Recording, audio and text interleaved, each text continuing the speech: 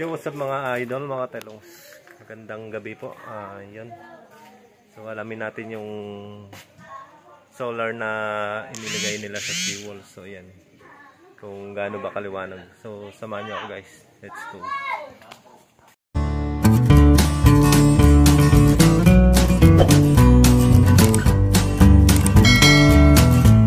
Yun no, mga idol. Bali, ayan. Kung makikita nyo, ayan na yung solar na nakatayo sa seawall.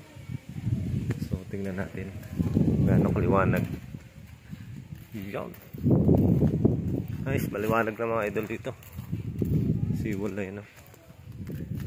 Hindi na siya nakakaano. Nakakatakot tingnan. Ayan. Ganda mga idol. No? Para na tayo nasa baywalk.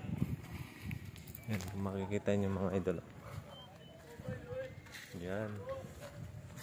May mga ilaw na. Yan. Yan yung solar. Yun, ang ganda no? Liwanag. Ganda ng mga idol dito. Nice. Salamat tayo sa ating mayor. Yan.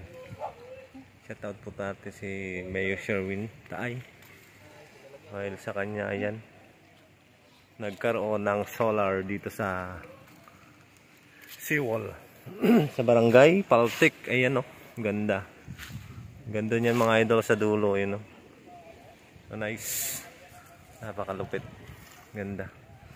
So ayan. Bali iayusin pa rin yan. Yung flooring nya. Sesementohin. Ayan. Bali pagka nasemento na yan. Talagang napaka ganda na talaga rito. So pwede na mag jogging yan kahit magbalik-balik. At by November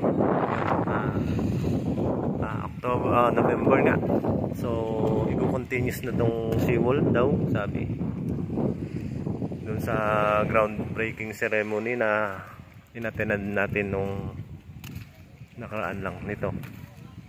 Nag-groundbreaking sila dito sa solar panel na itatayo dito. Solar dito sa seawall. Then sa potable water supply natin sa Barangay Paltik. Then by November yun. Tatayuan na rin, dudugsong na rin yung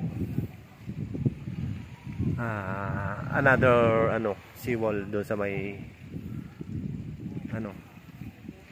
Purok Almasigayan. At magiging okay na ang sitwasyon din nila doon.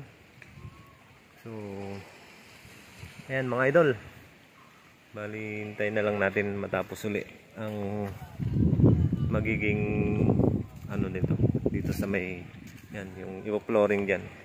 So pag natapos yan, talagang sobrang napakaganda na. Pwede na mag-jogging. So ayan mga idol. Tapos bali by December data nakaka-attend tayo ng ceremony. Yan dito sa may seawall. Dito daw itatayo yung food bazaar. Iyon, abangan nyo yan guys. Sobrang napakaganda yan. Attraction din sa mga turista natin na bibisita sa bayan ng Dingalan. So yan mga idol. So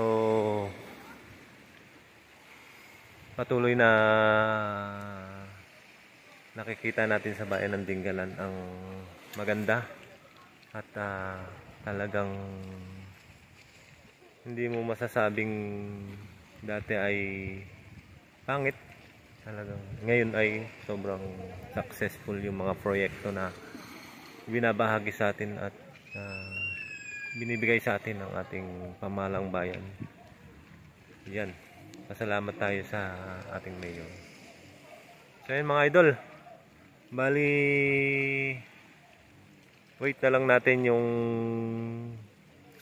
flooring nito kasi pa yan, lupa. So wait na lang natin yung magiging flooring. Ayan.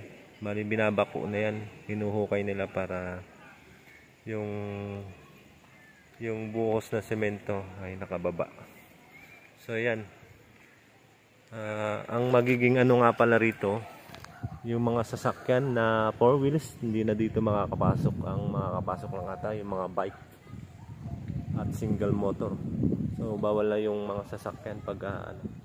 So lalagyan nila doon sa may gate, lalagyan na lang gate doon sa may dulo sa pasukan ng sasakyan. Kaya so yun, bali mga idol, ito alright na. So hanggang dito na lang ang ating vlog para sa seawall.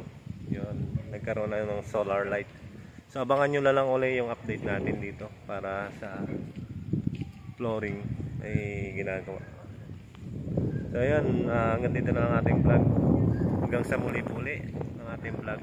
Patuloy nyo pong suportahan ang aking vlog. Ayan, dahil na-monetize na tayo guys. So ayan, hanggang sa mga susunod po nating vlog, support na lang po ang ating Facebook para po sa more content pa po na ating gagawin. So yan, hanggang dito na lang po. Bye bye.